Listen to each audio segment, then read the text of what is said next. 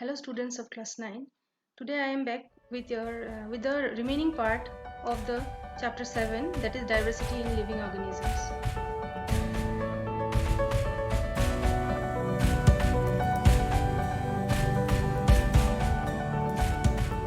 So before starting the chapter, I would like to give you a gist or an idea of what we have done in our previous class.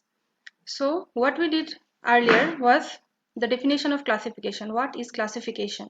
So classification, we learned that it is an arrangement of how we organize organisms according to the similarity of their characteristics. Next, we learned about the relationship between classification and evolution. We learned how classification and evolution are very much related to each other. Next, we learnt about the hierarchy of classification. So hierarchy meant the arrangement, the way we arranged the different groups, phylums, kingdoms, and the other divisions. Then next we learnt about the binomial nomenclature. So binomial nomenclature, I told you earlier, it is the system of naming organisms, and that is also known as a scientific name. The binomial nomenclature, it included the name of the species and the genus, that is specific name and generic name together is included in binomial nomenclature. And the last thing which we studied was 5 kingdoms of Whittaker. So in the 5 kingdoms, we learned about kingdom Monera, kingdom Protista, kingdom Fungi, kingdom Plantae, and kingdom Animalia. The first 3 kingdoms I explained to you in details, but the rest 2 kingdoms were remaining. So those 2 kingdoms we will try to learn in details today. So here is a simple worksheet for you to solve. So which kingdom do these belong to? The first one is bacteria. So bacteria, it belongs to kingdom Monera. Amoeba, it will belong to kingdom Protista. Mushroom, it was a very common example which I gave you earlier. So it belongs to the kingdom Fungi. Deer, so deer is an animal. So from that we can learn that it belongs to kingdom Animalia. And the mango tree, it is a plant. So it belongs to the kingdom Plantae. So now we will start with the kingdom Plantae. So from the name itself, we can come to know that Plantae means plants. So this is also a very large kingdom. So the classification among plants, it depends on the following basic characteristics. The first one, whether the plant body has well differentiated distinct components or not. So well differentiated, the word well differentiated means whether a plant, it has proper stem, leaves, branches, roots or not. So if they are well differentiated, they will fall in one category. If they are not well differentiated, they will be kept in the other category. So based on that, we can differentiate plants. The next basis is whether differentiated plant body possesses special tissues to transport water and other substances within it. So here we mean xylem and phloem. Xylem and phloem, which are very important in plants for the conduction of water, food and other minerals throughout the plant body. So whether a plant contains these vascular bundles for the transportation of water or not, that also creates a basis for the differentiation of the different plants which are included in kingdom Plantae. The third one, so ability to bear seeds and whether the seeds are enclosed within fruits or are naked. That is, whether the seeds are naked or are closed with an outer cover. If they are not with an outer cover, then they will fall in one category, and if they are naked, then they will fall in the other category. So now we will come to the next topic, that is the classification of kingdom Plantae. How we classify the plant kingdom. So all the plants, they are broadly divided into 2 categories. The first category is cryptogams and the second category is phanerogams. Cryptogams, that is those plants which have naked embryos or spores. That is, the embryo is not enclosed within. And phanerogams, it means which produce the plants which produce seeds which contain the embryo along with the stored food. The food, it is enclosed within the embryo. Again, these cryptogams and phanerogams, they are again divided into some subdivisions. So cryptogams, they are divided into thallophyta, bryophyta and pteridophyta. Phanerogams, they are again divided into gymnosperms and angiosperms. So now we come to the first subdivision of cryptogams, that is Thellophyta. So Thellophyta, they are also known as thellophytes. These plants, they do not have any well differentiated body design. That is, the plant is not differentiated into roots, stems or leaves.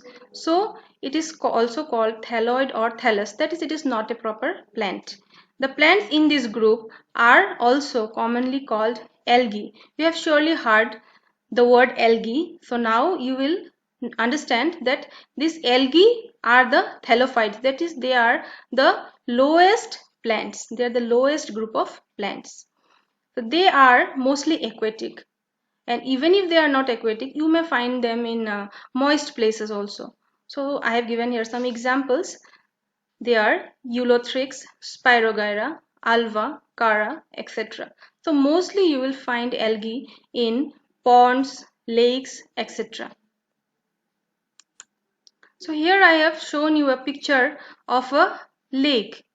So here you can see these green portions.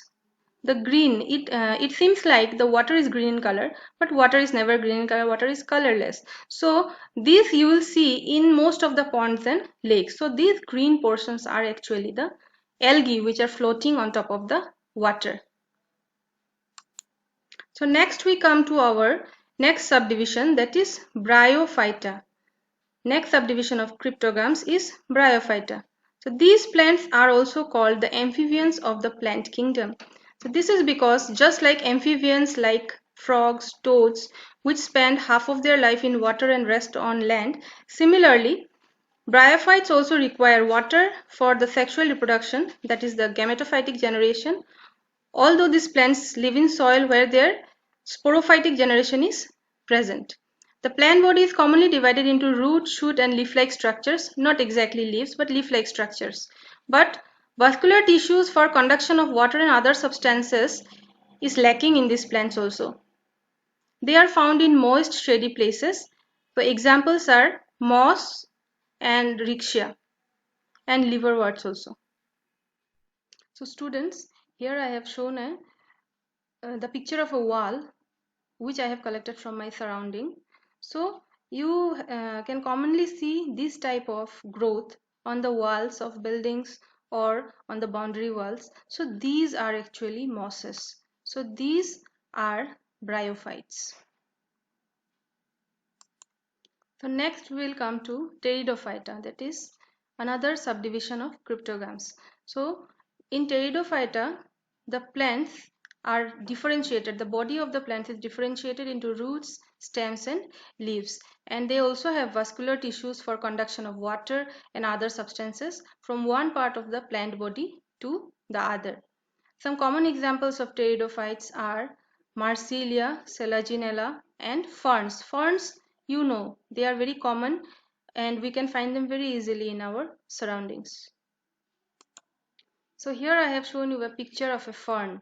So by seeing the picture, surely you have understood what are ferns. So these are normally visible in our surroundings and you can easily make out what pteridophytes are now.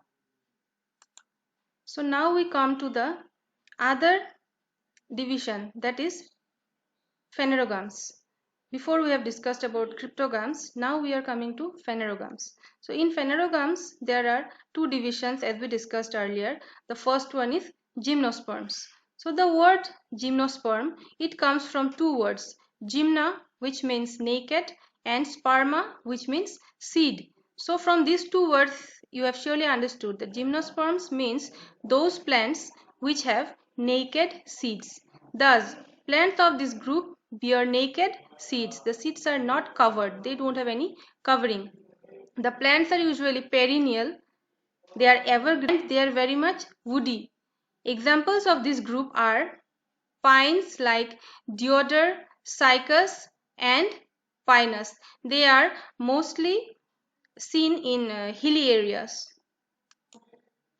So here I have shown you two pictures. So this is a picture of a cycas and this is pinus. So in our Dima Hasao district, this pinus is very much common. We see it very often. So by looking at this seed, you can clearly understand that these seeds are not covered. They are not covered with any fleshy part or any other covering. They don't have any covering. The seeds are naked. Similarly in cycas also, here the seed is not visible. But in cycas also, when the seeds come out, they are not covered. They don't have any covering. So these two are very common examples of gymnosperms.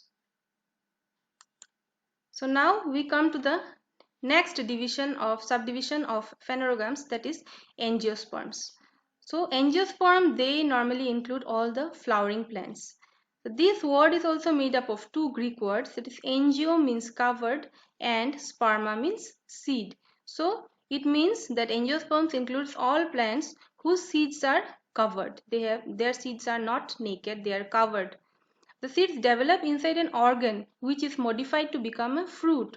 So whichever plants bear fruits, they are all angiosperms. So these are also called flowering plants, as I have already told. And plant embryos in seeds have structures called cotyledons. That is, now we can say that angiosperms, they can be divided into two parts, that is depending on the cotyledons. The angiosperms, they are divided into two groups on the basis of number of cotyledons present in the seed. So plants with seeds having a single cotyledon are called monocotyledonous or monocots. And those plants with seeds having two cotyledons are called dicotyledonous or dicot. So two simple examples I will give you of monocots and dicots. So monocots, we can give an example of the lady's finger seed. The seed of a lady's finger, if you try to divide it into two, you will not be able. It has only one portion. So that is a monocot seed. So the lady's finger plant, it will also be a monocot plant. Similarly, for dicots, we can take the example of gram, that is chana. So in grams, if you take out the cover of the seed, then you will see inside there are two portions. You can divide it into two portions. So they are dicot seeds, and so the plant of a gram or any other pulses, they will be dicots.